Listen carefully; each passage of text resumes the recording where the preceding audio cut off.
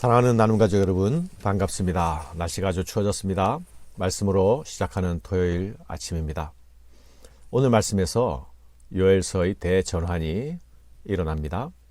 18절부터 나타나는 말씀은 이전 말씀과 분위기가 180도 달라져 있습니다.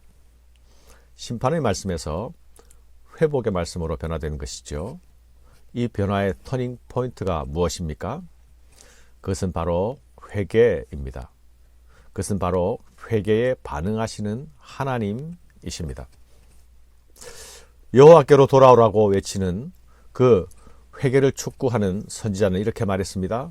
주께서 혹시 마음과 뜻을 돌이키시고 그 뒤에 복을 내리사 너희 하나님 여호와께 소제와 전제를 드리게 하지 아니하실지 누가 알겠느냐? 혹시 누가 알겠느냐? 그러나 오늘 회개에 반응하시는 하나님은 이렇게 나타나고 있습니다. 그때 여호와께서 자기 땅을 극진히 사랑하시어 그의 백성을 불쌍히 여기실 것이라. 여호와께서 그들에게 응답하여 이르시기를 내가 너희에게 곡식과 새 포도주와 기름을 주리니 너희가 이로 말미암아 흡족하리라. 내가 다시는 너희가 나라들 가운데서 욕을 당하지 않게 할 것이며 그런즉 내가 이스라엘 가운데 있어 너희 하나님 여호와가 되고 다른 이가 없을 줄을 너희가 알 것이라. 내 백성이 영원히 수치를 당하지 아니하리로다. 이런 전환의 배경의 중심에 하나님의 자기 백성을 향한 지극한 사랑이 자리하고 있습니다. 여호와께서 자기 땅을 극진히 사랑하시어. 하나님은 우리를 사랑하시되 극진히 사랑하시는 분이십니다. 하나님은 그 극진한 사랑으로 우리를 불쌍히 여기십니다. 이 극진한 사랑은 질투하시는 사랑입니다. 하나님께서 자기 백성이 반역하고 배신할 때에 그 마음이 찢어지시죠. 그러나 그 백성의 회개의 부르짖음 소리를 들을 때에는 또한 그들을 불쌍히 여기십니다. 심판의 도구로 사용하시려던 그 메뚜기 떼들은 이제 광야와 바다로 몰아넣어 제거하실 것입니다. 애굽의 군대를 단숨에 홍해에 수장시켰던 것처럼 심판의 메뚜기 떼들을 그렇게 하실 것입니다. 이것은 자기 백성을 사랑하시는 하나님의 선제적인 은혜에 기인합니다. 하나님의 극진한 사랑은 이스라엘이 회개할 때에 비로소 생겨난 것이 아닙니다. 이 사랑은 자기 백성이 반역과 배신의 자리에 있을 때에도 여전히 작동하고 있었습니다. 하나님은 이 극진한 사랑의 은혜로 자기 백성들에게 돌아오라, 돌아오라 선지자로 외치게 하셨습니다. 이 사랑과 이 은혜로 자기 백성을 기어코 회개의 자리로 이끄시는 것입니다. 사랑하는 여러분, 여기서 극진히 사랑한다는 말은 질투한다는 뜻을 담고 있습니다. 바로 질투하는 사랑이죠. 강력하고 뜨거운 사랑, 진실한 사랑은 그 사랑의 배신에 대해서 질투로 반응하지 않습니까? 우리가 죄에 빠져 있을 때에 하나님의 마음은 마치 질투하는 여인의 마음과 같이 불타오릅니다. 이 질투는 우리를 향한 극진한 사랑에서 기인하는 것입니다. 이 하나님의 극진하신 사랑이 죄로부터 우리를 구원하시는 그 하나님의 사랑의 발로입니다. 하나님의 질투가 우리를 심판하시고 하나님의 극진한 사랑이 우리를 구원하시는 것입니다. 사랑하는 여러분, 하나님께로 돌아가면 모든 것이 넘쳐나게 될 것입니다. 극진한 사랑으로 돌아가면 모든 것이 새롭게 회복될 것입니다. 메마른 땅은 싹을 내게 될 것이며 나무들은 과실을 맺게 될 것입니다. 황폐한 곳이 기름지게 되며 생명의 기운이 사라진 곳에 다시 활력이 넘치게 될 것입니다. 하나님의 은혜는 이른 비와 늦은 비와 같이 찾아올 것입니다. 때를 따라 부어주시되 필요한 곳마다 부어주시고 넘치게 부어주실 것입니다. 회개는 이 하나님의 은혜에 참여하는 비밀 통로입니다. 회개하는 자들에게 하나님의 회복에 참여하시는 축복을 하나님은 누리게 하실 것입니다. 주께 돌아가는 자들은 결코 다시 수치를 당하지 않을 것입니다. 사랑하는 여러분, 우리의 삶이 점점 메말라져 가고 점점 고갈되어 가고 있습니까? 이른 비와 늦은 비를 주시는 하나님의 은혜를 갈망해야 합니다. 메마르고 황무한 대지를 아름다운 생명의 화원으로 변화시키는 그 하나님의 축복 안으로 들어가야 합니다.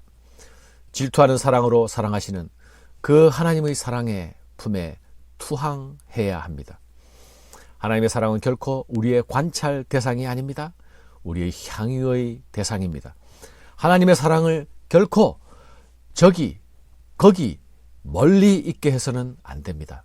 그 품 안으로 들어가 그 사랑 안에 푹 잠겨야 합니다. 그 사랑 안에서 우리의 영혼이 뛰놀아야 합니다. 사랑하는 여러분, 하나님께서는 하나님께 나아가는 자들에게, 그 사랑의 품에 안기는 자들에게, 그 품에 투항하는 자들에게 자신을 쏟아 부어 주십니다. 하나님은 자신을 사랑하는 자들에게 그분의 영을 부어 주실 것입니다. 그 후에 내가 내 영을 만민에게 부어 주리니 너희 자녀들이 장래 일을 말할 것이며 너희 늙은이는 꿈을 꾸며 너희 젊은이는 이상을 볼 것이며 그때 내가 또 내 영을 남종과 여종에게 부어 줄 것이며. 하나님께서는 자신의 영을 만민에게 부어주시되 남종과 여종에게 부어주실 것입니다. 하나님의 영이 부어지는 대상에는 이제 제한이 없습니다. 과거에는 제한된 몇몇의 사람들에게만 하나님의 영이 부어졌지요. 그러나 이제는 남자와 여자를 가리지 않습니다. 어린아이나 노인도 구별하지 않습니다. 이른 비와 늦은 비가 온 땅의 대지를 적실 때에 황무지가 장미꽃 같은 에덴의 동산으로 변화되듯이 하나님께서는 만민에게 성령을 부어주십니다. 이 약속은 하나님께서 이루실 구원의 날에 대한 약속입니다. 하나님께서 행하실 새로운 창조에 대한 약속입니다.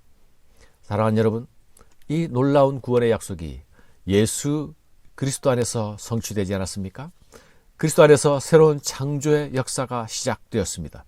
베드로는 사도행전 2장에서 예루살렘 사람들에게 오순절 성령 강림 사건을 이 말씀의 성취로 선포했습니다. 이스라엘 사람들아, 이 말을 들으라. 너희도 아는 바와 같이 하나님께서 나사렛 예수로 큰 권능과 기사와 표적을 너희 가운데서 베푸사 너희 앞에서 그를 증언하셨느니라.